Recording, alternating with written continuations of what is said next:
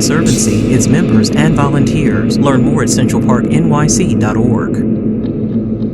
I'm Kai Wright. Join me in the green space for The Unmarked Graveyard, Stories from Hart Island from Radio Diaries. We'll listen to extraordinary stories buried in America's largest public cemetery, located right here in the Bronx, told live by family members who overcame tremendous obstacles to learn what happened to their loved ones. Tomorrow night at 7. Details and tickets at wnyc.org/thegreenspace. Marketplace Morning Report is coming up next, and later on Morning Edition, Palestinians in the Israeli-occupied West Bank say they're being subjected to violent attacks by Israeli settlers.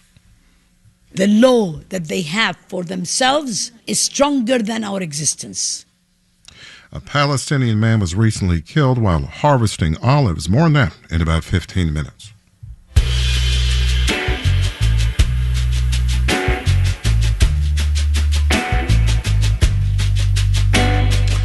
45 with some sunshine out there this morning. Yes, it's chilly. You may want to grab a coat or a jacket. Increasing clouds today and a high of just 50, so much cooler than yesterday and breezy. And then tomorrow we have a slim chance of rain, mostly cloudy, back up to the mid-60s. Friday back down to the mid-50s. And then this weekend is looking pretty good. It looks like it's going to be a rain-free holiday weekend with high temperatures in the low 50s and upper 40s. Again, right now, 45 with sunshine at 6:51.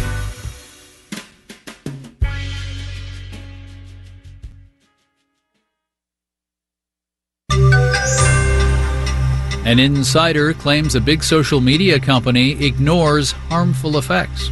Marketplace Morning Report is supported by Viking. Exploring the world in comfort, Viking offers a small ship experience with cultural enrichment and destination-focused dining. More at Viking.com. And by Charles Schwab. Schwab believes every investor deserves to work with a firm they can count on, with financial consultants ready to serve clients and 24/7 live help. I'm David Brancaccio in New York. Here are the words of a former safety engineer at Meta. We cannot trust them with our children. Arturo Bejar told a Senate hearing yesterday that, in his view, the parent company of Facebook and Instagram developed a culture he described as hear no evil, see no evil when it comes to content that could harm the mental health of young people. Marketplace's Nova Safo has more. Arturo Bejar spent years at Meta working to reduce harmful content, but it was the experiences of his own teenage daughter, once she joined Instagram, that convinced him the company was falling short. She and her friends began having awful experiences, including repeated unwanted sexual advances, harassment. She reported these incidents to the company, and it did nothing. Bejar says Meta maintains a narrow definition of what it considers harmful material, which its automated systems are required to remove. Algorithms are as good as their inputs. So if you don't allow a child to be, oh, that is gross, it makes me uncomfortable, how do these systems even have a hope of addressing these issues? Meta points to more than 30 tools created to support teens and their families. But Bejar dismissed many of the company's efforts as safety features in name only and said new regulations are needed to compel change at social media companies. I'm Nova Safo for Marketplace. President Joe Biden and Chinese President Xi Jinping are expected to hold talks in San Francisco next week at the Asia-Pacific Economic Cooperation Summit as they seek to bring stability to a tense relationship, the BBC's Mickey Bristow reports. In a speech in Singapore, China's Vice President Han Zheng said the world was big enough for both countries to prosper and that Beijing was willing to hold talks at all levels.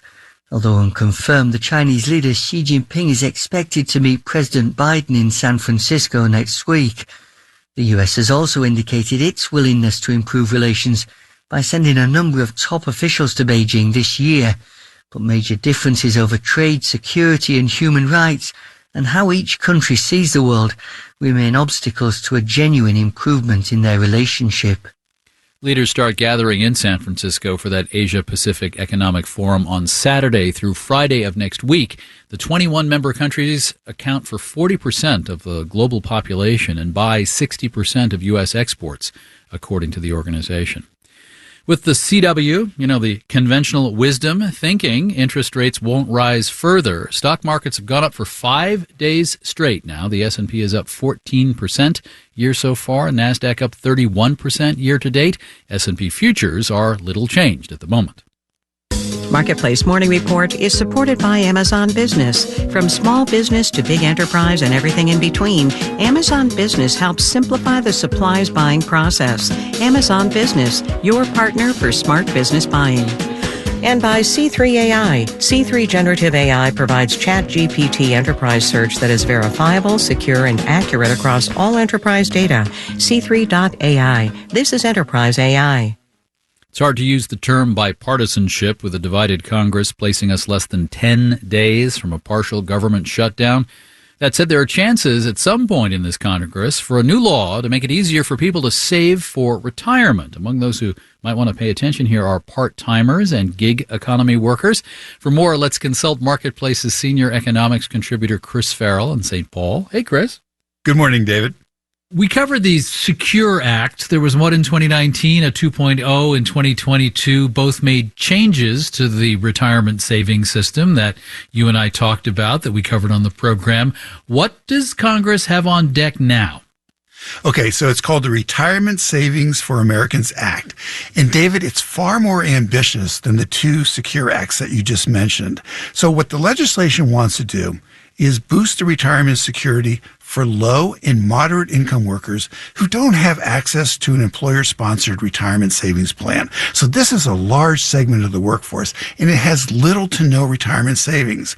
And by the way, speaking of bipartisanship, the particulars of this legislation, they draw on recommendations developed in a white paper by liberal economists Terricci Ghilarducci of the New School and conservative economist Kevin Hassett of the Hoover Institution. The core challenge this legislation, I think, aims to solve is expanding the number of workers covered by some kind of retirement plan. That's it. I mean, look, most workers save for the retirement through an employer-sponsored plan, and these plans typically come with a matching contribution from the employer. Problem is, it's up to the private sector employers to offer their employees a plan, and nearly half of workers don't have the option at work. And the same goes for the increasing number of workers that are in this so-called gig economy. So what's the idea here? It looks like it draws on, well, what the federal workers have and also members of the military. That's right. So the model is the federal government's thrift savings plan. So full and part-time workers would be immediately eligible for an account. And the same goes with gig workers, right? And these previously uncovered workers would be automatically enrolled at 3% of their income. Now, it's important to say they can choose to opt out. They get a match. It's an automatic 1% contribution from the federal government and up to another 4% through a refundable federal tax credit, which phases out at median income.